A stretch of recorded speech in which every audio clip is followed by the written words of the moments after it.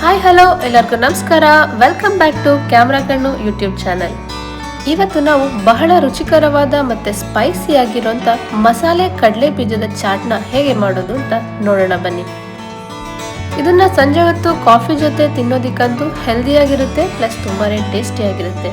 ಇದನ್ನ ಮಾಡೋದಕ್ಕೆ ಬೇಕಾಗಿರೋ ಇಂಗ್ರೀಡಿಯೆಂಟ್ಸ್: 1 ಕಪ್ ಕಡಲೆ ಬೀಜ, ಅರ್ಧ ಕಪ್ ಸಣ್ಣಗೆ ಹೆಚ್ಕೊಂಡಿರೋಂಥ ಈರುಳ್ಳಿ, ಅರ್ಧ ಕಪ್ ತುರಿದಿಟ್ಕೊಂಡಿರೋ ಕ್ಯಾರೆಟ್, ಅರ್ಧ ಕಪ್ ಸಣ್ಣಗೆ ಹೆಚ್ಚಿಟ್ಕೊಂಡಿರೋ ಟೊಮೆಟೊ, ರುಚಿಗೆ ತಕ್ಕಷ್ಟು ಉಪ್ಪು, ಅರ್ಧ ಸ್ಪೂನ್ ಖಾರದ ಪುಡಿ, ಅರ್ಧ ಸ್ಪೂನ್ ಚಾಟ್ ಮಸಾಲ, ಚಿಟಿಕೆಯಷ್ಟು ಅರಿಶಿನ, ಸ್ವಲ್ಪ ಕೊತ್ತಂಬರಿ ಸೊಪ್ಪು.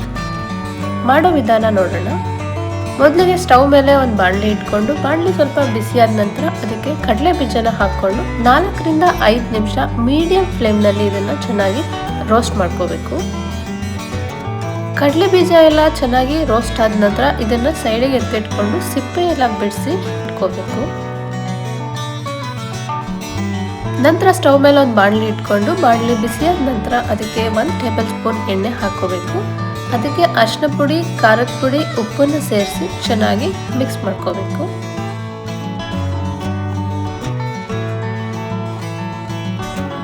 ನಂತರ ನಾವು ಕಡಲೆ ಬೀಜನ ಏನು ಹುರಿದ್ಬಿಟ್ಟು ಸಿಪ್ಪೆ ತೆಗೆದಿಟ್ಕೊಂಡಿದ್ವಲ್ಲ ಅದನ್ನ ಹಾಕಿ ಈ ಅರಿಶಿನ ಪುಡಿ, ಖಾರದ ಪುಡಿ, ಉಪ್ಪಿನ ಮಿಶ್ರಣದ ಜೊತೆ ಚೆನ್ನಾಗಿ ಮಿಕ್ಸ್ ಮಾಡ್ಕೋಬೇಕು.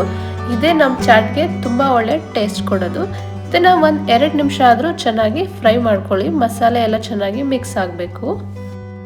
1-2 ನಿಮಿಷ ಚೆನ್ನಾಗಿ ಫ್ರೈ ಆದ ನಂತರ ಇದು ಸ್ಟವ್ನ ಆಫ್ ಮಾಡಿಬಿಟ್ಟು ಹೆಚ್ಚಿಟ್ಕೊಂಡಿರೋಂಥ ಈರುಳ್ಳಿ, ಟೊಮೆಟೊ, ಕ್ಯಾರೆಟ್, ಕೊತ್ತಂಬರಿ ಸೊಪ್ಪು, ಸ್ವಲ್ಪ ಚಾಟ್ ಮಸಾಲ ಹಾಕಿ ಮಿಕ್ಸ್ ಮಾಡಿಕೊಂಡ್ರೆ ನಮಗೆ ತುಂಬಾ ಟೇಸ್ಟಿ ಆ್ಯಂಡ್ ಸ್ಪೈಸಿ ಆಗಿರುವಂಥ ಮಸಾಲ ಪೀನಟ್ ಚಾಟ್ ರೆಡಿಯಾಗಿರುತ್ತೆ.